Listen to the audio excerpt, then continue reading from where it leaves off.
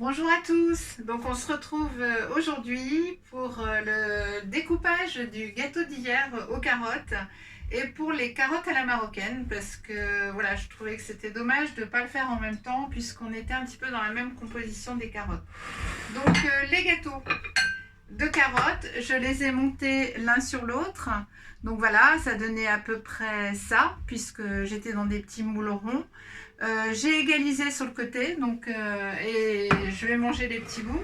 Et pour bien le présenter, voilà, je vais couper comme ça. Et vous voyez, c'est un dessert quasiment qu'on pouvait faire pour 3-4 personnes. Voilà, et donc là, je vous conseille de le faire et de le déguster. Malheureusement, je ne peux pas vous envoyer ça par la vidéo. Donc, alors je rince mon couteau. Et on va faire cette salade de carottes à la marocaine. Je vais faire une toute petite parenthèse en ce moment par rapport à cette vidéo justement pour vous montrer qu'en fait quand vous coupez une carotte, voilà, même si elle est comme ça, hein, parce que dans les magasins bio parfois on les a pas forcément en botte, vous la mettez dans un petit peu d'eau et en fait elle va reprendre. Ça c'est une carotte qui avait les fans, donc bien sûr ça va un petit peu plus vite. Ça c'est les carottes sans fans comme celle-là, mais vous, en fait voilà, j'ai une assiette creuse avec mes carottes comme ça, je change l'eau tous les jours. Et idem pour la salade. Alors pour la salade j'utilise des petits ramequins, mais vous coupez en fait le derrière de votre salade et la salade repousse. Donc ça c'est assez magique. On ne peut pas le faire quand on travaille parce que ou on oublie d'arroser, enfin il y a toujours un problème. Là vous êtes là tous les jours donc vous avez vraiment le temps de faire ça. Faites-le avec les enfants, ils vont voir ces légumes pousser tout seuls, tous les jours un peu plus. Et je pense que ça peut être passionnant et voilà. Pourquoi pas réveiller en eux une fibre de jardinier, ce qui va être très utile je crois pour les années à venir. Donc on va garder justement ces petits bouts de carottes. Voilà, donc on n'est vraiment pas obligé d'en mettre beaucoup, hein. Vous restez juste comme ça. Et donc comme hier, on va couper les carottes en petits morceaux.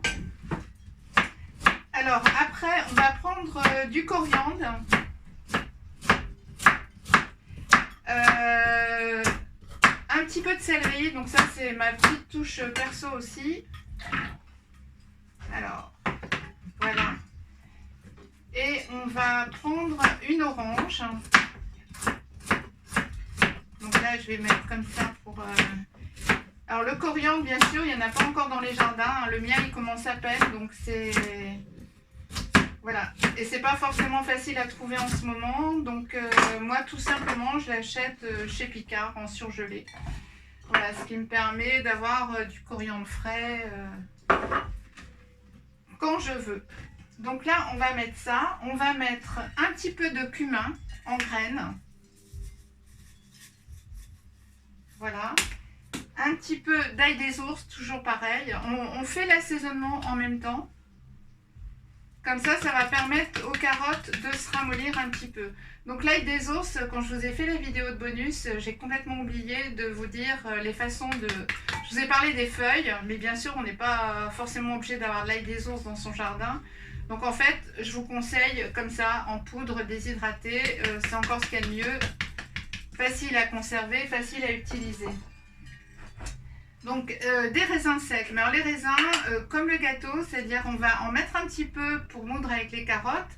Mais après, on va en laisser et on en rajoutera un petit peu après. Alors, il y a quelque chose que j'aime beaucoup utiliser aussi dans mes salades, c'est l'huile de sésame grillée, toastée parfois.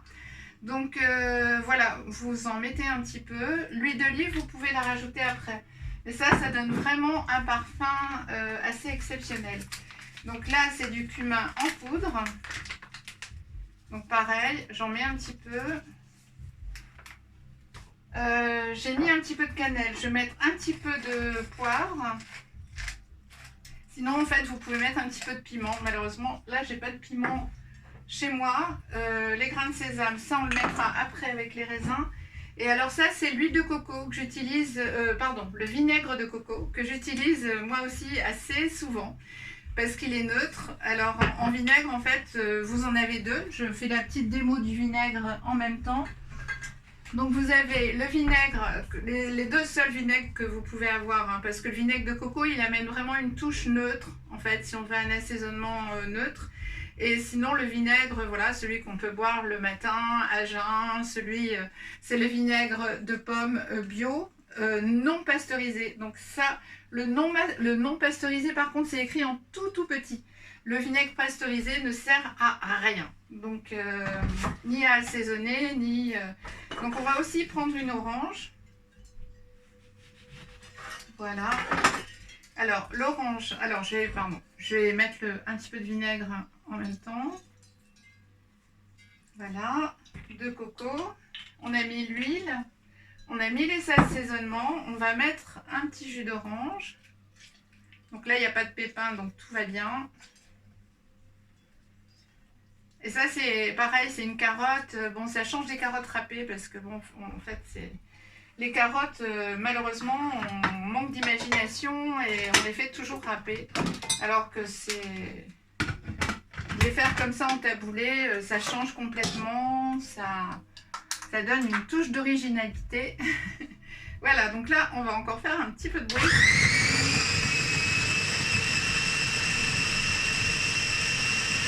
Et le fait d'avoir mis l'assaisonnement, en fait, on va avoir un taboulé déjà bien mouillé et c'est une façon presque de prédigérer ces aliments parce que quand on commence à manger en alimentation vivante, malheureusement, on fait beaucoup travailler l'estomac.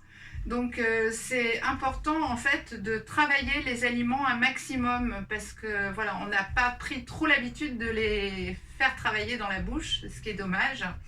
Voilà, dans mon petit bonus en alimentation, je vous expliquerai pourquoi, en fait, en alimentation vivante, il faut essayer de manger vraiment en conscience, vraiment très doucement.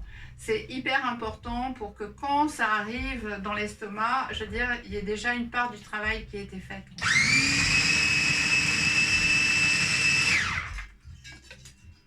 Voilà, bon, on y est presque. Je vais juste voilà, faire un petit peu... Comme ça, pour les petits morceaux qui sont restés au-dessus.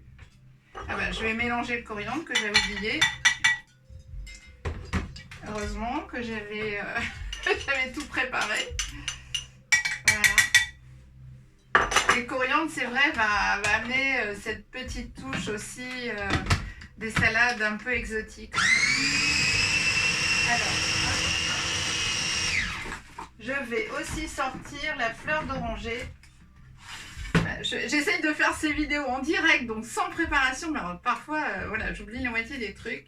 Donc là, c'est de l'eau de fleur d'oranger, en fait, d'un agriculteur bio à Valoris, qui s'appelle Jean-Noël Falcou. En fait, c'est quelqu'un de jeune, de dynamique, qui a un petit matériel chez lui pour distiller et qui fait vraiment, c'est de la production, on va le chercher. Donc là, aucun transport, c'est fabuleux. Donc là, pareil, je vais mettre l'eau de fleur d'oranger pour qu'elle se mélange bien partout. Voilà, sachant que l'eau de fleur d'oranger, elle a des vertus apaisantes. Si vos enfants sont un petit peu énervés parce que confinés en ce moment, voilà, ça peut jouer vraiment un rôle pour les calmer. On peut le mélanger aussi, l'eau de fleur d'oranger, tout simplement à un peu d'eau chaude le soir pour bien dormir. En ces temps de pleine lune, c'est un conseil vraiment indispensable. Voilà, donc cette vidéo, ça c'est plutôt rapide comme salade. Alors, on prend notre petite spatule. Et voilà, on a vraiment un taboulé. Vous pouvez d'ailleurs le mouler aussi dans un petit ramequin. Donc là, j'ai rien malheureusement. Et, voilà, donc là, vous rajoutez un petit peu de raisin. Et un petit peu de grains de sésame. Alors, ou noir ou blond. À ma société, c'est vrai, où je fais mes ateliers cuisine, j'ai vraiment les deux. Là, j'ai que le blond avec moi. Voilà, donc là, on mélange. Et je vais me servir des plats en fait où j'avais mis mes gâteaux de carottes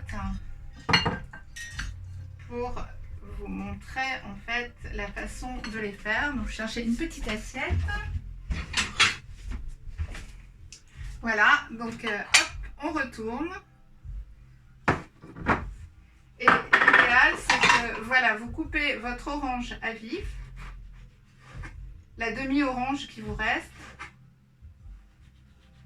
Alors à vif, tout simplement, c'est que vous enlevez la peau et après il suffit de glisser son couteau contre une peau et de le faire glisser sur l'autre peau, ça marche tout seul. Voilà, et c'est bien... Hop, voilà.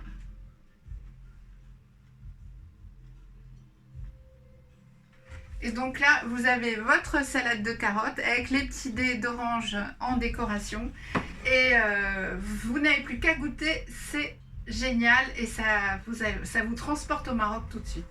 Bon, je vous embrasse. Demain, on va faire des sushis. Alors, je ne pense pas forcément avec les feuilles de nori, peut-être avec des feuilles de riz.